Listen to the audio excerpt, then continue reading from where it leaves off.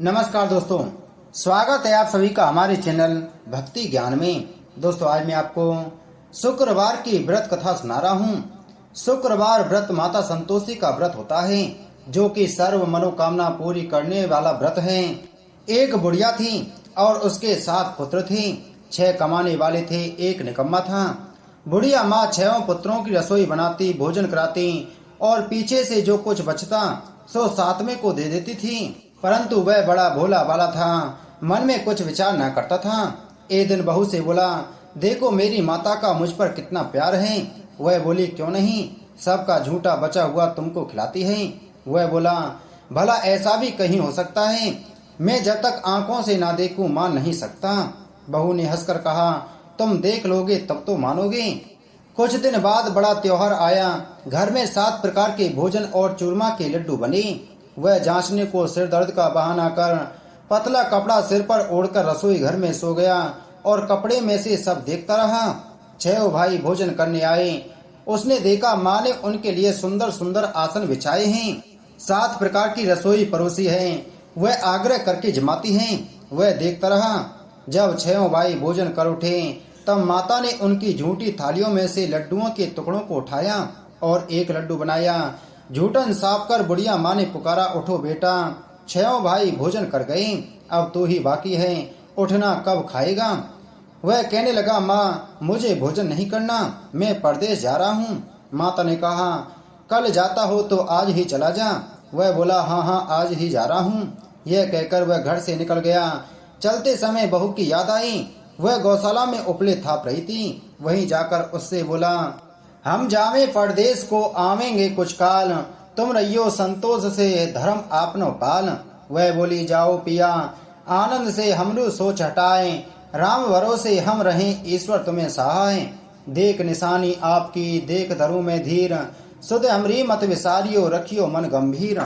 वह बोला, मेरे पास तो कुछ नहीं, यह अंगूठी है सोले और अपनी कुछ निशानी मुझे दे। वह बोली, मेरे पास क्या है, यह गोबर भरा हाथ है। यह कहकर उसकी पीठ में गोबर के हाथ की थाप मार दी। वह चल दिया। चलते चलते दूर देश में पहुंचा। वहां एक साहूकार की दुकान थी। वहां जाकर कहने लगा, भाई मुझे नौकरी पर रख लो। साहूकार को जरूरत थी, बोला रह जा। लड़के ने पूछा, तनख्वाह क्या दोगे? साहूकार ने कहा, काम देखकर दाम मिलेंगे। साहूकार की नौकरी मिली। वह सवेरे 7 बजे से रात तक नौकरी बजाने लगा। कुछ दिनों में दुकान का सारा लेन देन, हिसाब किताब, ग्राहकों को माल बेचना, सारा काम करने लगा। साहूकार के साथ 8 नौकर थे। वे सब चक्कर खाने लगे कि यह तो बहुत होशियार बन गया है। सेठ ने भी काम देखा और 3 महीने में उसे आधे मुनाफे का साझेदार बना लिया। वह 12 वर्ष में ही नामी सेठ बन गया और मालिक सारा कारोबार उस पर छोड़कर बाहर चला गया। अब बहू पर क्या बीती सो सुनो। सास ससुर उसे दुख देने लगे। सारी गृहस्थी का काम करके उसे लकड़ी लेने जंगल में भेजते। इस बीच घर की रोटियों के आटे से जो भूसी निकलती उसकी रोटी बनाकर रख दी जाती और फूटे नारियल के खोपरे में पानी। इस तरह दिन बीतते रहे। एक दिन वह लकड़ी लेने जा रही थी कि रास्ते में बहुत सी स्त्रियां संतोषी माता का व्रत करती दिखाई दी। वह वहां खड़ी हो कथा सुनकर बोली, बहनों तुम यह किस देवता का व्रत करती हो और इसके करने से क्या फल मिलता है? इस व्रत के करने की क्या विधि है? यदि तुम अपने व्रत का विधान मुझे समझाकर कहोगी तो मैं तुम्हारा एहसान मानूंगी। तब उनमें से एक स्त्री बोली, सुनो, यह संतोषी माता का व्रत है। इसके करने से निर्धनता दरिद्रता का नाश होता है और लक्ष्मी आती है। मन की चिंताएं दूर होती हैं। घर में सुख होने से मन को प्रसन्नता और शांति मिलती है। निपुत्र को पुत्र मिलता है। प्रीतम बार हो तो जल्दी आता है। कुंवारी कन्या को मन पसंद वर मिले।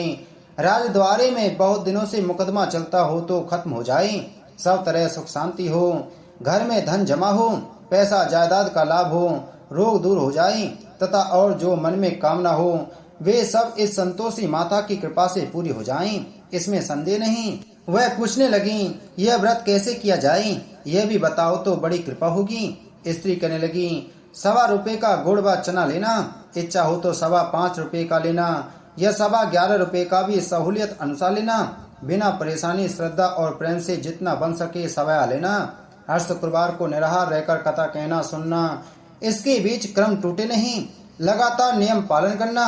सुनने वाला कोई ना मिले तो घी का दीपक जला उसके आगे जल के पात्र को रखकर कथा कहना, परंतु नियम न टूटे। जब तक कार्य सिद्ध न हो नियम पालन करना और कार्य सिद्ध हो जाने पर ही व्रत का उद्यापन करना। 3 मास में माता फल पूरा करती हैं। यदि किसी के खोटे ग्रह हो तो भी माता 1 वर्ष में अवश्य कार्य को सिद्ध करती हैं। कार्य सिद्ध होने पर ही उद्यापन करना चाहिए, बीच में नहीं। उद्यापन में 2.5 सेर आटे का खाजा और इसी परिणाम से खीर तथा चने का साग करना। 8 लड़कों को भोजन कराना। जहाँ तक मिले देवर जेठ भाई बंधु कुटुंब के लड़के लेना, ना मिले तो रिश्तेदारों और पड़ोसियों के लड़के बुलाना, उन्हें भोजन कराना। यथाशक्ति दक्षिणा दे माता का नियम पूरा करना। उस दिन घर में कोई खटाई ना खाए। यह सुनकर बुढ़िया के लड़के की बहू चल दी। रास्ते में लकड़ी के बोझ को बेच दिया और उन पैसों से गुड़ और चना ले माता के व्रत की तैयारी कर आगे चली और सामने मंदिर देख पूछने लगी, यह मंदिर किसका है? सब कहने लगे, संतोषी माता का मंदिर है। यह सुन माता के मंदिर में जा माता के चरणों में लूटने लगी। दीन होकर विनती करने लगी, माँ मैं निपट मूर्ख हूँ, व्रत के नियम कुछ नहीं जानती, मैं बहुत दुखी हूँ। हे माता जगत जननी, मेरा दुख दूर कर, मैं तेरी शरण में हूँ। माता को दया आई। एक शुक्रवार बीता कि दूसरे शुक्रवार को ही इसके पति का पत्र आया और तीसरे को उसका भेजा हुआ पैसा भी आ पहुंचा। यह देख जेठानी मुंह सिकोड़ने लगी, इतने दिनों में पैसा आया, इसमें क्या बड़ाई है? लड़के ताने देने लगे। काकी के पास अब पत्र आने लगे, रुपया आने लगा।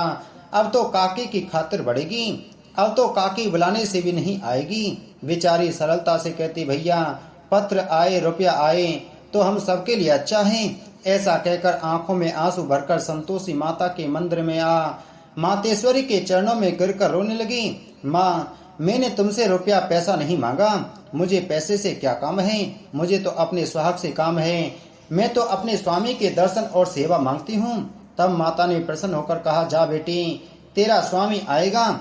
यह सुन वह खुशी से बावली हो घर में जा काम करने लगी। अब संतोषी माँ विचार करने लगी, इस भोली पुत्री से मैंने कह तो दिया तेरा पति आएगा, पर आएगा कहाँ से? वह तो स्वप्न में भी इसे याद नहीं करता, उसे याद दिलाने मुझे जाना पड़ेगा। इस तरह माता बुढ़िया के बेटे के पास जा स्वप्न में प्रकट हो कहने लगी, साहूकार के बेटे सोता है या जागता है? वह बोला, माता सोता भी नहीं हूँ जागता भी नहीं हूँ, बीच में ही हूँ, कहो क्या आज्ञा है? माँ कहने लगी, तेरा घर बार कुछ है या नहीं? वह बोला, मेरा सब कुछ है माता, माँ बाप भाई बहन बहू क्या कमी है? माँ बोली, भोले पुत्र तेरी स्त्री घोर कष्ट उठा रही है, माँ बाप उसे दुख दे रहे हैं, वह तेरे लिए तरस रही है, तू उसकी सुध ले। वह बोला, हाँ माता यह तो मुझे मालूम है, परंतु मैं जाऊं तो जाऊं कैसे? परदेश की बात है, लेन देन का कोई हिसाब नहीं, कोई जाने का रास्ता नजर नहीं आता, कैसे चला जाऊं? माँ कहने लगी, मेरी बात मान। सवेरे नहा धोकर संतोषी माता का नाम ले, घी का दीप जला, दंडवत कर दुकान पर जा बैठना।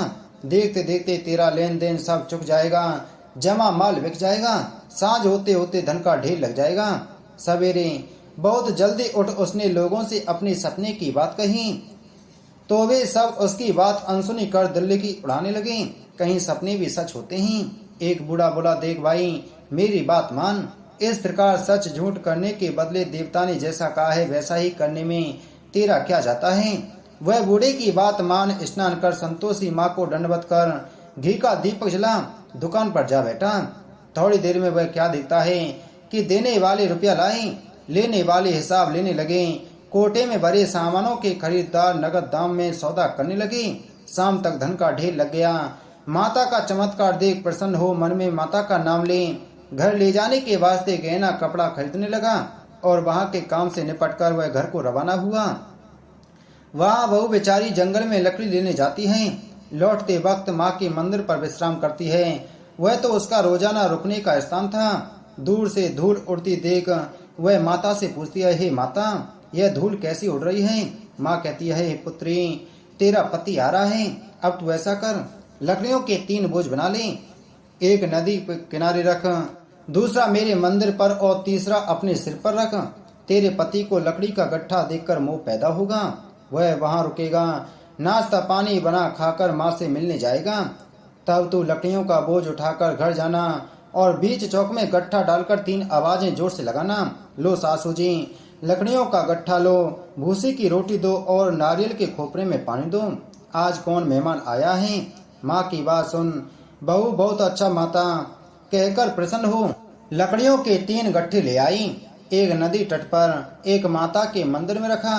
इतने में ही एक मुसाफिर आ पहुंचा। सूखी लकड़ी देख उसकी इच्छा हुई कि अब यहीं विश्राम करें और भोजन बना खाकर गांव में जाएं। इस प्रकार भोजन बना विश्राम कर वह गांव को गया। सबसे प्रेम से मिला। उसी समय बहू सिर पर लकड़ी का गट्ठा लिए आती है। लकड़ी का भारी बोझ आंगन में डाल जोर से 3 आवाज देती है। लो सासू जी, लकड़ी का गट्ठा लो, भूसी की रोटी दो, नारियल के खोपरे में पानी दो। आज कौन मेहमान आया है? यह सुनकर सास बाहर आ अपने दिए हुए कष्टों को बुलाते हुए कहती है, बहू ऐसा क्यों कहती है? तेरा मालिक ही तो आया है।